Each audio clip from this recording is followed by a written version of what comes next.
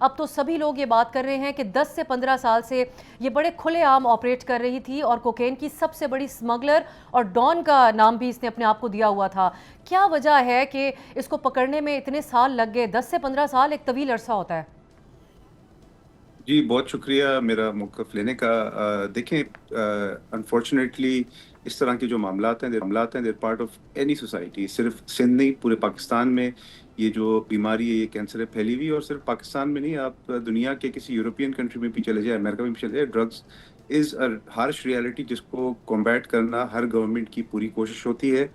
کچھ گورنمنٹ زیادہ کامیاب ہوتی ہیں، کچھ گورنمنٹس کم کامیاب ہوتی ہے، بٹ گورنمنٹ کا عزم ہمیشہ ہوتا ہے کہ ڈرگس کو اسپیشلی امنگسٹ دا یوتھ اس کو کرٹیل کیا جائے، کنٹرول کیا جائے.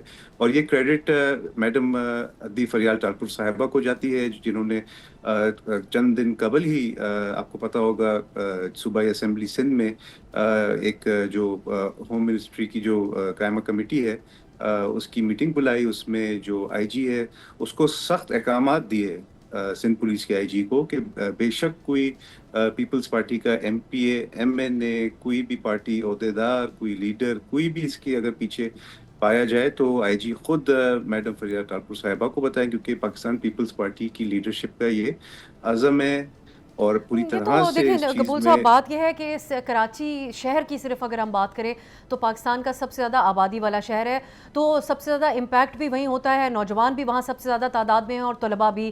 سو ان تک یہ ڈرگز پہنچنا، یہ اس کو معمول کے ساتھ تو کنیکٹ نہیں کیا جا سکتا کہ پورے ملک یا پوری دنیا میں جیسا ہوتا ہے.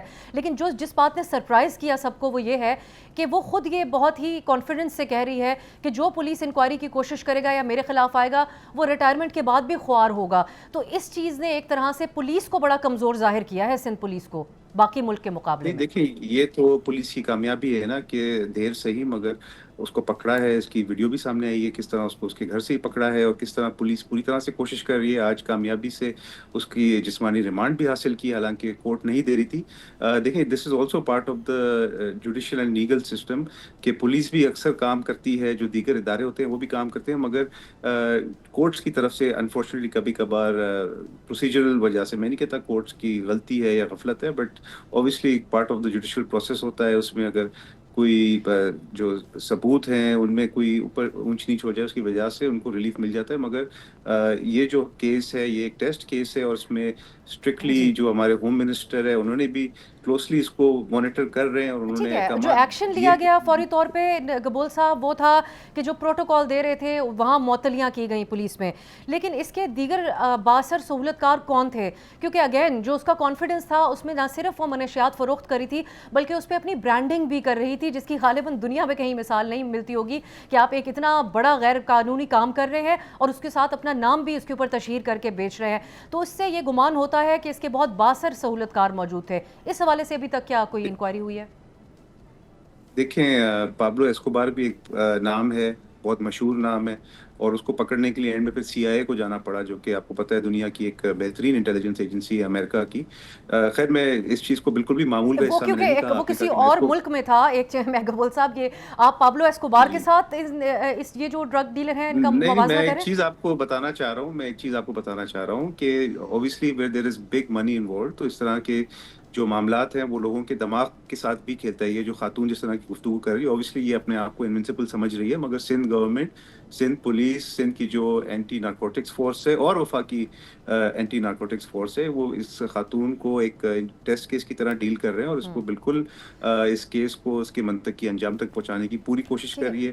انشاءاللہ جتنے بھی ثبوت آئیں گے، because this is a sub judice matter, یہ ابھی کورٹ کے اندر یہ چیز چل رہی ہے اور اٹ آل اوبیسلی جو اس کا جو ٹھیک ہے. فاؤنڈیشن ہے، اس کا جو پلر ہے وہ بھی ریسٹ کر رہا ہے. جو ثبوت ہے ہمارے پاس، جو شواہد ہے ہمارے پاس، وہ ہم پولیس اور جو اینٹی نارکوٹکس فورس ہے وہ جی سامنے پیش کرے گی.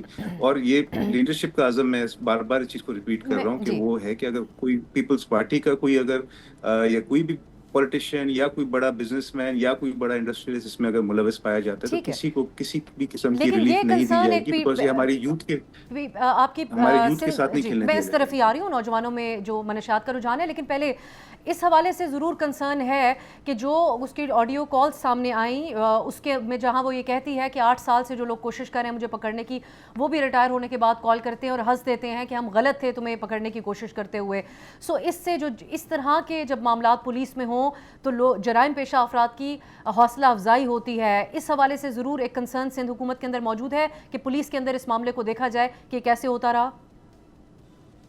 نہیں بالکل ایبسولوٹلی. اور دیکھیں اسی وجہ سے میں نے عرض کیا کہ جو ہوم منسٹر صاحب ہیں اس چیز کو پرسنلی مانیٹر کر رہے ہیں. اور ہوم منسٹر صاحب سے زیادہ ہماری جو پارٹی کی لیڈرشپ ہے انہوں نے اس چیز کا جو عزم ہے اس کو بیان کیا ہے پوری کلیئرلی اس کو کہ ہم کسی کو بھی ریلیف نہیں دیں گے, چاہے وہ کوئی پولیٹیشین, کوئی بزنس مین, کوئی انڈسٹریلسٹ, کوئی بھی کسی ادارے کا بڑا کوئی سربراہ ہی نہ ہو, کسی کو بھی کوئی ریلیف نہیں دی جائے گی. بیکاز یہ جو کینسر ہے یہ ہمارے نوجوان نسل کے ساتھ کھیل رہے ہیں اور فیوچر جنریشن ہم نے تباہ ہونے مزید نہیں دینا ہے. اینڈ بہت اس طرح کی جو چیزیں ہیں وہ دیکھیں آپ اسلام آباد میں بیٹھی ہوئی ہیں, یہ آپ حلفیہ مجھے بتائیں کہ یہ چیز اسلام آباد میں ہے یا نہیں ہے. میں نہیں کہہ رہا کہ سندھ میں کم ہے یا اسلام آباد میں زیادہ ہے, یہ کوئی کمپیریزن بنتا ہی لیکن نہیں یہ ہے. دو آئیڈیلی کمپیریزن کسی اس بھی حوالے سوسائٹی سے بھی میں نہیں بنتا کہ اگر کسی اتنے بڑے موسٹ وانٹیڈ ڈرگ ڈیلر کو ایک تو جس انداز میں عدالت پہ پیش کیا گیا اور دوسری بات یہ کہ وہ برانڈنگ کے ساتھ اپنی ڈرگز بیچ رہا ہو, ایسی مثال ہمیں پاکستان اور دنیا میں نہیں ملتی ہے گبول صاحب. لیکن بہرحال ایک بیک لیش بھی اسی وجہ سے سامنے آیا ہے, ورنہ تو شاید لوگ اس خبر کو نوٹ بھی نہ کرتے.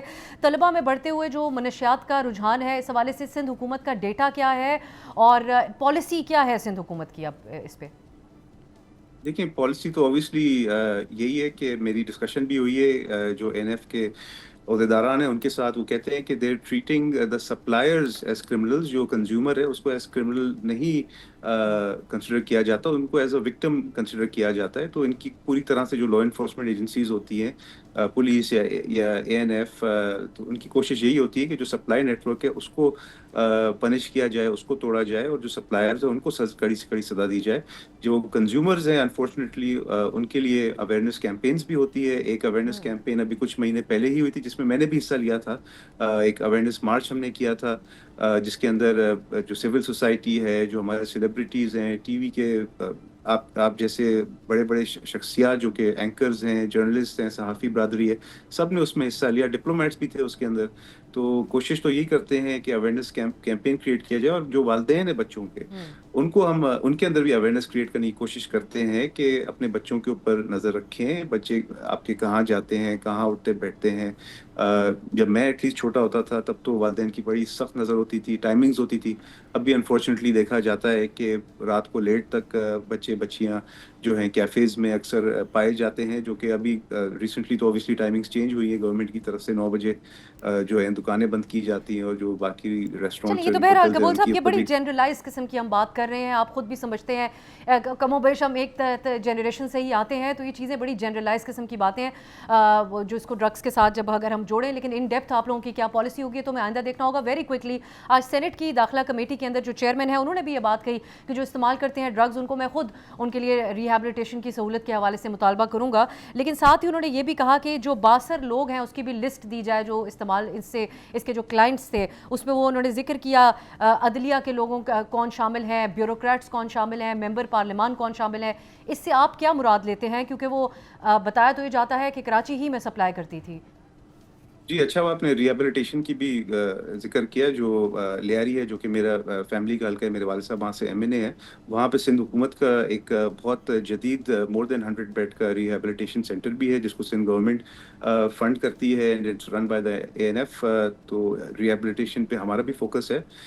بہرحال جو آپ نے بولا کہ سینٹ کے اندر جو گفتگو ہوئی وہ تو آلریڈی میڈم دی فریال تارکل صاحبہ نے لائک اباؤٹ 2 ویکس اگو سندھ اسمبلی میں وہی چیز بولی کہ کوئی بھی اگر اپنے آپ کو باثر شخصیت سمجھتا ہے تو آئی جی صاحب کو پوری طرح سے ایک فری ہینڈ دیا گیا ہے کہ وہ بالکل بتائے اور نام لے کے بتائے کہ کون ہے اس نیٹ ورک کے اندر, اور اس کو کڑی سی کڑی سزا دی جائے گی. صرف پارٹی کی طرف سے نہیں بلکہ جو قانونی جو ایک پہلو ہے اس کے تھرو بھی ایک کڑی سے کڑی اس کو پنشمنٹ دی جائے گی, تاکہ کسی کو بھی یہ فیلنگ نہیں دیا جائے کہ جو باثر شخصیات ہوتے ہیں وہ قانون کے شکنجے سے نکل جاتے ہیں, اور جو جی مڈل مین ہوتے ہیں یا جو نچلے طبقے سے ہوتے ہیں ان کو ہی صرف سزا دی جاتی ہے. ظاہر سی بات ہے cocaine is a very expensive drug. اس میں آئی بلیو جو میں نے پڑھا ہے آن لائن, میں نے I could be wrong but 25-30 ہزار روپے سنا ہے کہ اس کا ایک ہوتا ہے 1 گرام. تو اس میں بااثر شخصیات ہی زیادہ زیادہ پائی جاتی ہیں تو ان کو بھی کڑی سزا دی جائے گی. اور کوئی بھی اگر بے شک جی کسی سینیٹر کا بھی نام آ جائے یا ایم این اے کا بھی نام آ جائے, کسی کو بھی کوئی اہم رعایت عہدوں نہیں پہ دی جائے فائز گی. لوگوں کا نام اس لیے بھی آنا ضروری ہوتا ہے کیونکہ وہ ایک اخلاقی معیارات بھی ان کے اوپر لاگو ہوتے ہیں ایک عام شخص کے مقابلے میں. سبسکرائب کریں اور بیل دبائیں تاکہ کوئی خبر رہ نہ جائے.